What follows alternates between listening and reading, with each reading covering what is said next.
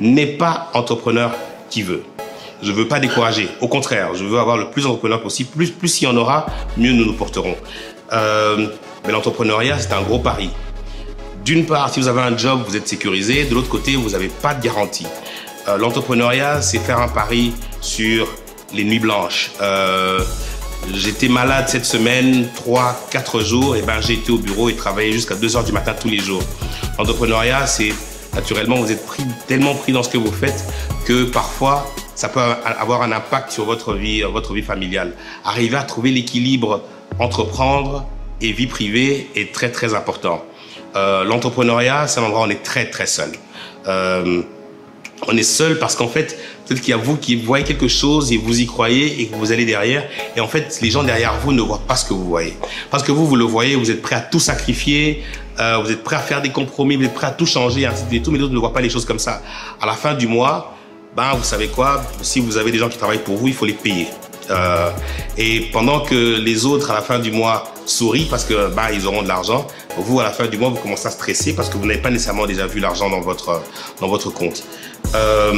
Moi, je lis tous les jours, entreprendre, c'est compliqué, c'est difficile. Entreprendre est un défi. Entreprendre, par défaut, l'option lorsqu'on entreprend, c'est échouer parce qu'en fait, une entreprise, je pense, j'ai pas tellement les statistiques exactes en tête, mais je pense il y a un petit pourcentage de personnes qui commencent, de business qui naissent, qui arrivent à se réaliser. Dans nos marchés, c'est encore plus compliqué. Ok, vous aurez des défis qui vont venir dans tous les sens. L'État qui est supposé vous aider ne vous aidera pas nécessairement. Les personnes qui sont supposées travailler pour vous, vous aurez un gros défi à arriver à l'équilibrer, à créer une vraie culture d'entreprise dans laquelle chacun se sent motivé, chacun donne le meilleur de lui-même, de manière à ce que à la fin tout le monde gagne. C'est un environnement dans lequel vous devrez apprendre à vous réinventer tous les jours. En fait, ce que vous aurez écrit comme plan au début risque de pas du tout ressembler à la réalité à la fin. Vous devez être capable de vous ajuster, de vous réadapter, de vous réinventer, de vous remettre en question. Remettre en question ce en fait qui a fait que vous avez réussi hier peut être ce qui vous coule demain. Donc il faut être capable de se remettre en question. Vous imaginez par exemple aujourd'hui, vous êtes du monde digital, de l'époque du digital. Dans le digital, les choses naissent et meurent très très vite. Personne ne se rappelle de BlackBerry aujourd'hui. Très peu de gens se rappellent de Nokia. Ces compagnies n'ont même pas 20 ans dans le marché. Donc c'est pour dire. Entreprendre dans nos pays, je crois que ce que ça demande le plus, et le gros conseil que je donnais à cette nouvelle génération d'entrepreneurs, ça demande beaucoup de sérieux. Entreprendre, c'est avoir la rigueur de prendre des engagements, de tenir ses engagements. En fait, il faut faire une grosse différence entre débrouillard et entrepreneur.